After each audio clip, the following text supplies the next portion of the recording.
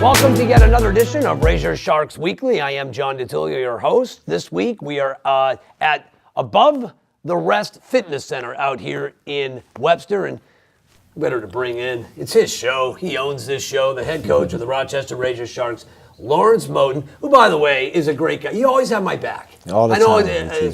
People talking a little trash about me on the radio. Who has my back? Poetry in motion right here. How you doing, buddy? I'm doing good, my friend. How you doing? Well, let's get right to it. You go down to Lynchburg, and you're in and you're out. 11 straight wins. You put up 132 points, man. This thing, and now, I mean, what's after fifth gear? Yeah. I mean, is there an actual sixth gear? Because the way you guys are rolling right now, it's incredible. Yeah, well, the guys are playing well. You know, they're trusting each other, you know, doing everything that's asked and buying into the system. You know, I can honestly say, you know, I really feel good about this team. I really feel good about what's to come. And as long as we do what we have to do as far as playing solid defense, trusting in each other, and buying into my system, everything else will work. When you say what's to come, what is to come? What are your expectations now? My expectations is plain and simple a championship. You know, as a team, you know, we see that, and you know, and I tell them all the time, you know, the work that we put in and the dedication is going to pertain to us being successful and winning this championship or not winning it. It's all on us, basically. When you look back at the win at Virginia and you look at the tape, what can you nitpick? What can you come to the guys with and say, here's what we didn't do in this game? Yeah, well, sometimes, you know, in basketball, you know, you get to a situation where when you're more dominant than another team, you tend to get lackadaisical and rush shots. You know, I felt at times, you know, we rushed a couple of shots, but, you know, for the most part, those guys, you know, bought into what I said, and I preached, you know, inside out this game. You know, they had two guys at the about 6'8", so I felt height-wise we were bigger and stronger, so we got the ball inside. Our bigs played very well, you know. Chaz played really well. He had 17 points and 14 rebounds. Dele Coker had 14 and 13, and Darren Moore even gave me 10 points and 13 rebounds. So our bigs played very well. We look at this different week. Every time we talk, you're mentioning different guys. We talk about this each week. Yes. It seems like every week there's different contributions from a lot of different players. Yes, and that's important. And like I told you from the beginning, JT, you know, I've truly had 15 guys on this team that I feel like I can put, whoever I put in, I feel like will contribute and help us be successful as a team. You go down there, I mean, you guys been on the road. What's it like being on the road with this team? Oh, it's a good thing. You know, the guys all get along. You know, they laugh and joke, and, you know, and that's the good part about this team. Like I said, they trust in each other. You know, I take that to them living with each other also, which is important. You know, they have movie night on Tuesday, little things like that. So their bond is good, and as you can see it, you know, it pertains to going out on the court. You know, 11 straight wins. When you took this job, did you ever envision you were going to have this much success? Well, you know, it's all about, you know, just finding the right niche. You know, it was a process of recruiting and getting the right fit and bringing guys in and just having them buy into your system and buy into what you believe in and buy into what you're telling them from your experiences. You know, everything I explain to my players is from my experience, you know, whether it's good or bad. And I tell them, you're your own contractor in this organization. So what you do and how you act is very important. And as a whole, when you win, we all look good, from the bottom all the way up to the top. Only one loss. Can you say that was a speed bump? Has your team faced adversity? Are you worried that they haven't faced adversity much this season? No. Or is that a cliche and overrated?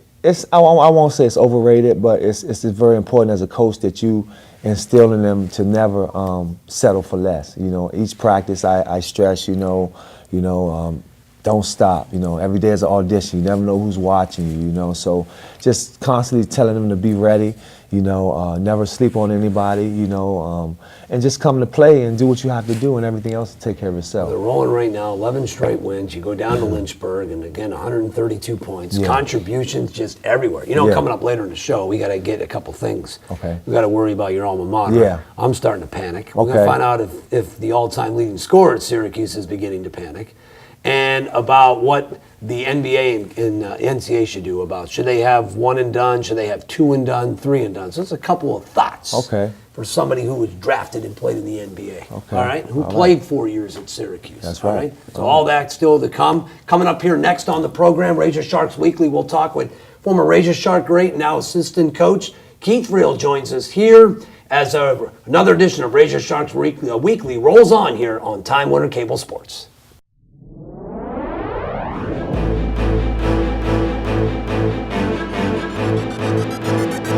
Speaking of Cuse, what do you think of that team? Can that team go far in the tournament or not? I don't know. No. I mean, What, two and done?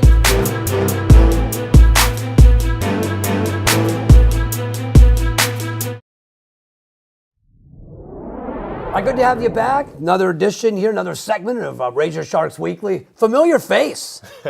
Not playing, but coaching. Look at it. Looking like you still look like you're in great playing shape. Still Keith working Friel. out, staying fit. How you doing, buddy? Doing well. How's this coaching thing working out for you? How do you like it? I mean, it's good. You know, it's a natural fit. I'm always in the gym anyway, so and then the knowledge. I've been on a coach on the floor with the guys the last few years anyway. You know, so I feel like out there, whether it's relaying a message from the staff or even at a time when, hey, maybe we should try this play in a situation. So, you know, now I'm just got a little seat over there, hit a power bar, and drink a little more water on the side. Yeah. And what your dad's coach, your brother's coaching, so this is just a natural, Yeah, I'm one of 5 siblings, and we all played Division I. And my dad was a Division I coach for 20 years, and then an assistant for Bob Cousy. So kind of grew up. I was born at basketball camp in the summer, and just been that way ever since.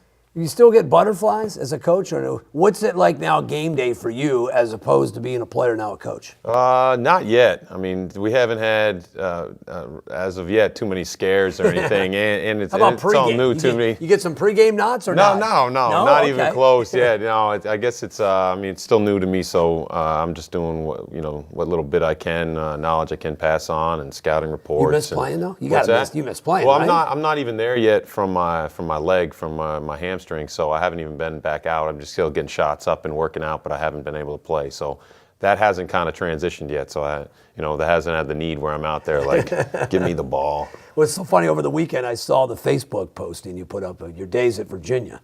How proud of you, your alma mater, the way they look, the way they dismantled Syracuse. I've been calling this for a while. You've been on board. Yeah. Well, we figured you're just a Cavaliers everybody's drinking homer. the Q soup. No, I mean, before when we were, everybody's up here, let's bet dinner. Now I got how many missed calls, texts. I'm like, hey, let's meet up Wednesday, get that steak going. Well, I think a lot of the younger folks don't remember that, Virginia has great basketball tradition. Yeah. The first title was since when? Ralph Sampson. You got the Blue Bloods down there, so it's been dominant. And then before you had the traditional 9 ACC powers. So my senior year alone, we had 4 teams in the top 10. Yep. And then that's what happened? That's a decade ago when guys were not jumping first year out. So we had that Duke team had 5 NBA guys on it, and they're not freshmen. You got Shane Battier as a senior, Jason Williams, Carlos Boozer, Mike Dunleavy, and Chris Duhon. I mean, that's your starting 5. That's an NBA starting 5 right there with all-stars. So, I mean, you're playing them, and then, Maryland, they won it that year. Maryland's Final Four, and, we're splitting with them. So, we were top 10 and had a great year there as well. But it's great to have Virginia back. Oh, definitely. Playing well. The place was rocking. Really rocking. Yeah, I know. Well, what are your thoughts? I thought you'd be there. The courtside seats are only going for $1,500. When's the last time that happened down there? The governor down there is a Cuse alum. He's a Cuse native. Speaking of Cuse, what do you think of that team? Can that team go far in the tournament or not? I don't know. No. I mean, two and done in the tournament? No, I'm not saying that. In which tournament? ACC? No, NCAA. I don't know if they have that. I mean, they have one shooter, Cooney, and if he's not going, you can pack it in on him. Then they got one go-to guy you're going to get the ball to create a shot, and that's CJ Fair.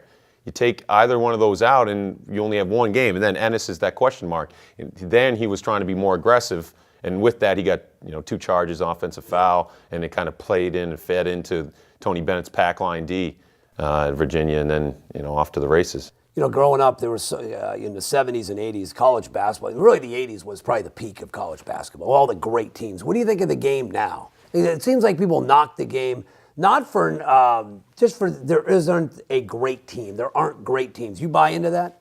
You don't have a great Georgetown team or some of those. You did mention the Duke team. Yeah, maybe which was the exception. Right. Than the rule now, at least by that today. was when they just started going early. I mean, you don't have guys like that. I mean, that team, I remember our scouting report was Boozer was their last option. Yeah. You know, you got 4 guys that can spread it, and now you have like a senior like Battier. I mean, he's still playing, 11 years later in the league and effective and doing well. And all those guys are still in the league playing well. You think college basketball's good today, the game? I feel the entertainment value's there. I mean, the games are exciting. Yeah. You're not going to have the same caliber of players in terms of, you don't have those guys staying. It's all, potential. One of the all-time great players at Virginia, a former great player with the Sharks, now an assistant coach. That's Keith Friel. We'll take a break. Coming up next in our next segment, we're going to take you inside the regular training and fitness for the Rochester Razorsharks. That's up next right here on Time Warner Cable Sports.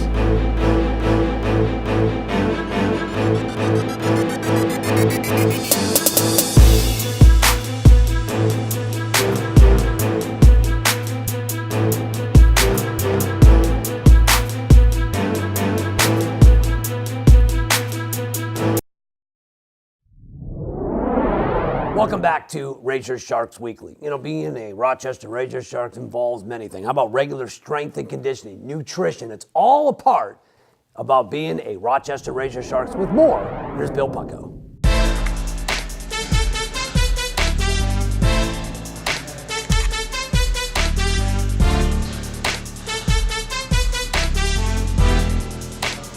As far as taking care of their players, the Rochester Razorsharks are second to none in the Premier Basketball League. This is a key component. Twice weekly, the Sharks are run through the paces at Nova Fitness downtown. And, we're trying to get these guys to understand how to be professional, because this is some of the things they do in the NBA and in all sports. You have to keep your body physically fit, and the Nova Fitness people have been doing a great job on helping our guys, make sure they're eating the right food, make sure they're working on all parts of their body, and understand that, everything is all about knowing the game, but being balanced and coordinated also. The program is overseen by Kurt Bednarchik of Next Level Strength and Conditioning in Fairport. The exercises are basketball specific. I find that for basketball players, kind of eliminating finger sprains, it helps to strengthen the muscles in the fingers. So we have them doing, plate holds. We'll go for max time. Once they get 30 seconds, we can go a little higher. We make it a little competition so they have fun with it. They actually work hard. And then we have our banded anti-rotation stability. Basketball's a pretty intense sport coming through the lane. There could be a lot of rotation, kind of guys banging around.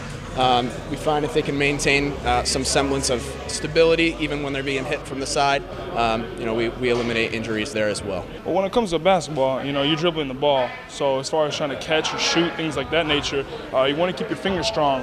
If not, they can, you can get them cramps, or you can sprain them. The ball flying in the air, you can stub your finger, and so that's why you want to try to keep it strong so it won't bother you. You get a football player in here, you're not training him the same as you are these guys, are you? A lot of the movements will look similar. Really depends on the goal, though. We're still going to squat. We're still going to push, pull, hinge. Do some weighted carries, whatever. The way the workout looks might be a little different, but we're still targeting those limiting factors, and a lot of times they are very similar. The workouts supplement 3 practices per week. Since the Razorsharks don't play too many midweek games, there is ample opportunity for improvement here. I talked to Andre Wells, he came here 190 pounds, now he's like 215. So, he's gotten physically stronger, the guys have helped him, mentally stay focused, and it's all about learning your body. Everybody's body's structured differently, and it's about also pushing yourself. Oh, I totally agree with that. I think the weight room's, a big thing when it comes to athletes. Me particularly, something I needed. During the summer I did a lot of running, conditioning to make sure I stayed in shape to prepare for the season. And now that I'm in season, you want to remain strong, and that allows an athlete to, prevent any type of injuries or thing like that. But as far as the game, it helps big time. Me personally, I like I like the stretching part of it. The stretching part, because it gets you more flexible, more mobile, quick cut, stuff like that, jumping quicker. So I like that. With a win at Lynchburg on Sunday, the Razorsharks head down the stretch of the regular PBL season, owning an 11-game winning streak along with a 12-1 record. There are 6 games remaining, 4 of those at the Blue Cross Arena, beginning with a 1 o'clock game this Saturday against the Erie Hurricane. These training sessions will help get them to the finish line. Guys like to have fun with each other. It seems like they really all enjoy each other's company, which shows in their play, right? They've won 10 in a row. They're going for number 11. We have a good time in here, too. Notice guys picking on each other. We make everything a competition. It's fun. Does this all make you a better basketball player? Yeah, physically, mentally, and spiritually. So, it does help us on the court. You may not see the physical attributes. We're jumping a lot higher, moving a lot more, especially when it gets late in the season. This is when it really tests your body. So the endurance and everything we put, all the work we put into here, it really shows in the court at the end of the season.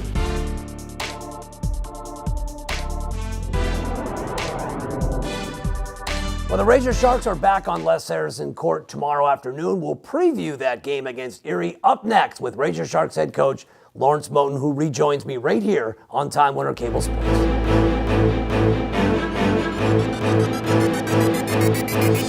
Should Syracuse fans be pushing the panic? Yeah, no, I really don't think we should be pushing the panic button right now.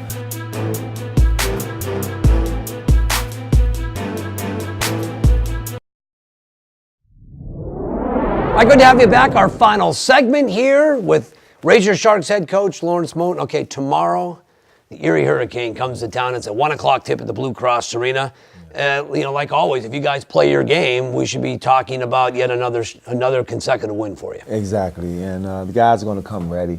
One of the things I stress about playing at home is protect your home. Yep. And they've been doing that. They're buying into the system. They're hitting shots, and we just got to come and play. We've been doing that, and we want to keep this streak going, and we want the support, which is very important from the Rochester family, and our goal is to win a championship.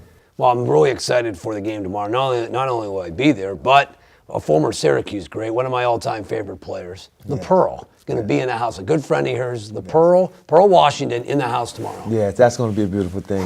Pearl's a great guy.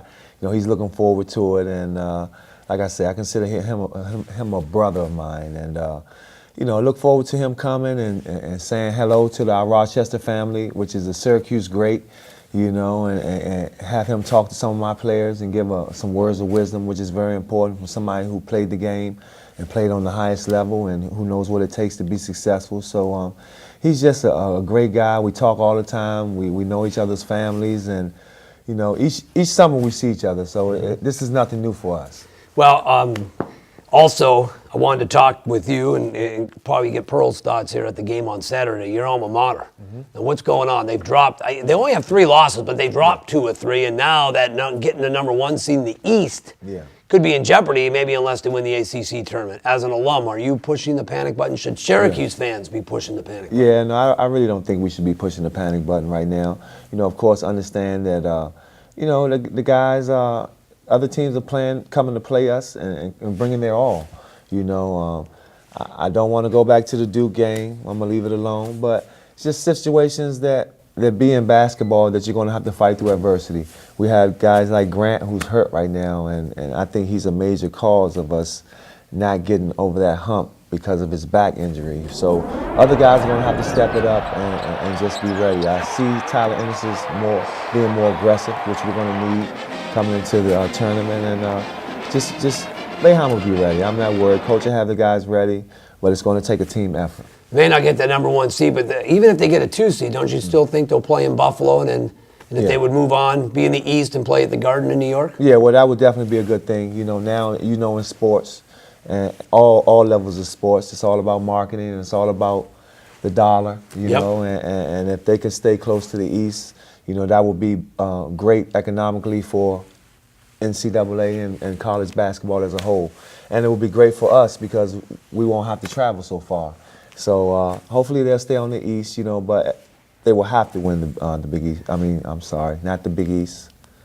The ACC. I still can't get used to the ACC, but love to see them win it in their first year. Yeah. I want to get your thoughts before we close out here. The Mavericks owner, Mark Cuban, would like to see, all right, maybe some of the players who are drafted, instead of staying in school, go right to the D-League and maybe spend 2 or 3 years there. There's also been talk about maybe they'll go 2 and done. There's been talk maybe 3 and done, but at least 2 years removed from high school. Where do you come out in terms of what the NBA and what the NCAA should do in terms of 18, 19-year-old players getting ready for the NBA? Well, it's a tough call, but me personally, in my opinion, which everybody's entitled to that, is that, you know, if you're 18 or 19 and you've graduated, you know, and you're actually physically ready and physically fit to play professionally, you know, take that chance. You know, you have guys, I go to overseas, you know, you have guys 14 and 15-year-olds playing in professional leagues over there. Were you ready after your, say, sophomore year? Do you think you were ready for the NBA? Because you guys, you could have went, but a lot of players didn't go. You know, the money, the lure wasn't there. Do you think you were ready after 2 years? Maybe my junior year, not my sophomore year. I definitely would say I was ready my junior year. I was hearing a lot of good things my junior year. But, you know, it's funny because, you know, mentally I wasn't thinking about going up against Magic or Larry Bird or those guys who you actually saw. Of course you dreamed about wanting to do that, but at that time it wasn't really a thought process. And it's funny because my senior year, which was '95, was the year of the transition. Kevin Garnett was the first high school guy to come out of high school to get drafted into the NBA. So he started that. Then the next year was Kobe. So it kind of started it from '95 on to this point. The money, and you know, maybe the D League should have a little bit bigger input in this. Maybe sending the guys who do decide to come right from high school, that maybe a mandatory 2 years in the D League. Yeah, that wouldn't be bad. You know, as far as and hopefully they will have different type of programs to help them, you know, pursue their degrees and educational wise, and how to manage their money and things like that, which is very important. But if you truly strive and work on your craft and to be the best you can be, the sky's the limit, and follow your dreams. That's what my mother always told me, follow your dreams. He knows what he's talking about. He has the Razorsharks on a roll. Tomorrow afternoon, they'll take on the Erie Hurricane at 1 o'clock. Now, we tape Razorsharks Weekly every Monday. We tape this week at Above the Rest Fitness Center out here in Webster. The show airs every Friday at 4 o'clock on Time Warner Cable Sports. For Lawrence Moten, I'm John Ditullio. We'll see you back here next week for yet another edition of Razorsharks Weekly right here on Time Warner Cable Sports.